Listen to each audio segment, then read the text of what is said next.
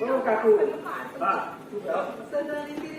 तुम्ही याला शाळेत पाठवून राहिले ना, एवढंच खूप आहे. आलं का लक्षात?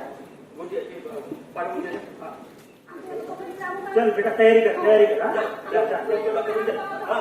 कपडा बिपडा टाकून दे त्याला मस्त. हा कंगवा किंवा चांगला केसा किंवा पाठवून दे.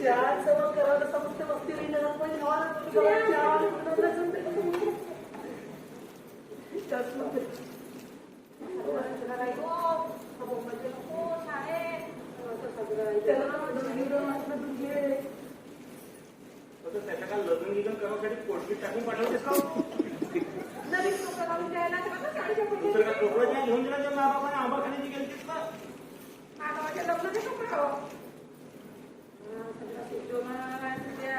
दोन तरी वर्ग शिकलो माहिती गेलं. माई आजी मला शिकपटा शिकपटा शिकून राहिली. हे माय नदी मला असं हे लोक भेटलं. तुला येतो ना बेटा शाळेत आता? येतो ना? मी शाळेत जाईल ना, मग तरी अभ्यास करीन. बरं मग येतो. हा बेटा चांगला अभ्यास करतो मा.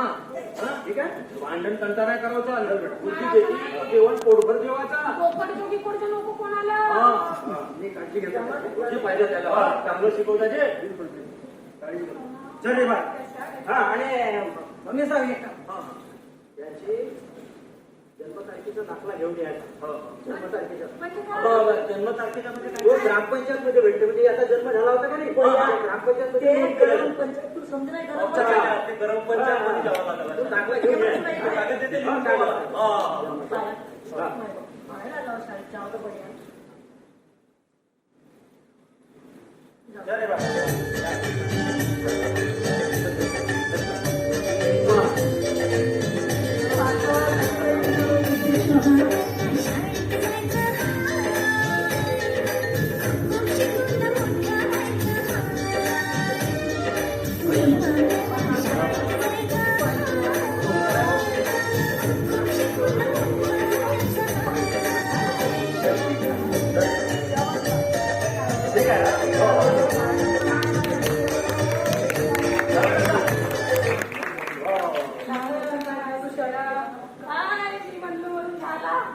याच्या माईने येणार ना कोणाला घरातच ठेवला असता.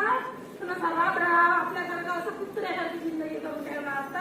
मी शिक्षणाची बाई भेटली म्हणून यायचं झाला असा उद्धार व्हायचा नसता झाला. अरे माझ्या जातीच्या राणी म्हणजे मला किडकिड चांगला कणकीच्या उंडी गेली करून घे.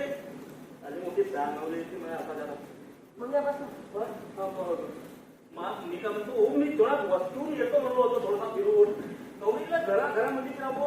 या घरामध्ये काय एक कप चाय पाहिजे म्हणलं तर चाय पाहिजे तयार. त्या मास्तरला चाय मांडला तर तुला मला म्हणते बाई वस्तीवर काय जातं माहित आहे मला खेळणे मुस्कुडाला लगामला.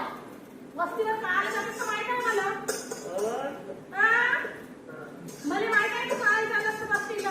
तुकारावलं चाललो म्हणतो त्या उमे पाटलाच्या घरून तुकारा लावलंय. तुकारा आणायला जातच की तर सांगतो खरी. आणि तुकारा आणून माझ्या हातात दे. नाही तर काय तर कोणाच्या हातात गेला गिलास कोणाही मायासारखी हे दुर्गी या वस्तीवर सापडवती नाही तुला. अरे ते मला म्हणते तिला वाटते का आपल्या माहिती होते. मग माझ्यावर दोन पैसे पत्ता सीजनवर पत्ता देईन या बापाच्या पत्ता सीजनवर वर्षभर पूर्ण जाते का. तोही येते तोही चालला. मोदी सरकार 1,000 त्याला 1,000 मला टोल नको चालव आपला. तू गिरा हे तो तुझे पैसे मला तू हो माय. मुलग्या माणसाने एवढा टेन्शन नाही घेवा. नाही घेवा तिच्या गोष्टी मनावर. मी करतो काय पैसा माझ्या हातात पाहिजे. चांगलं नाही म्हणतील नाही का. देईन ना हो ते जोरात एवढे चांगलं नाही म्हणलं. येतो मा हा वस्तू पण संध्याकाळी भाजी किती खायची तर सांगून कायची भाजी करते. कायची भाजी करते संध्याकाळी. संध्याकाळी का चून करीन नाही बळीची भाजी वडी का ते रोज या चुन्नवळी खाऊ का चुनाळू करून टाकतील का. ते काही नाही जाऊ दे. मी त्या आग्र्याच्या दुकानातून एका डझन अंड्याची भाजी करतो. मग बोरगाई शाळेमध्ये गेला होता आणि का रोज का चुनवळी चालतो का तरी आनंदाचा दिवस आहे. अंड्याची भाजी करतो मी. तुला बायकोला स्वयंपाक करायला फार भरती का रे. हा माईनं अंड्याची भाजी करतो म्हणून सांगते तिने धाड भरली का आणि छान आपल्या पोराला अंड बनवून आणून फक्त खाता तोपर्यंत मायले पण छान खेळणी झाली तरी मासच खावाची इच्छा नाही तिरणा नाही आतावर खातीला खाती खातीला खाती करायचं नाही त्या कसा माहिती आहे का चून आहे तर पीठ नाही ना पीठ आहे तर मीठ नाही भाजी टेस्टी बनवतो तुझी वाटते